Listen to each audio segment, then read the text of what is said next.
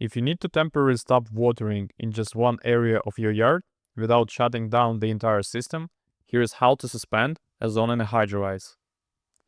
From the home screen, tap the Actions button. Then select the Suspend zones. Here, you can either select all zones at once or choose a specific zone. In this example, I will suspend just one zone. Now I'll choose the date when watering should resume. Then tap Suspend in the top right corner.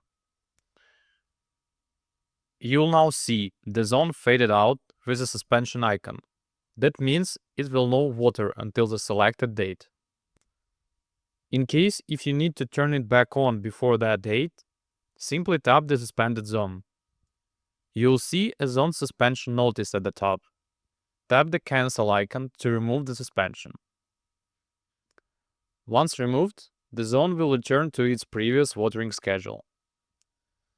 And remember, suspending a zone is different from turning the controller off. This only affects the selected zone, not the entire system.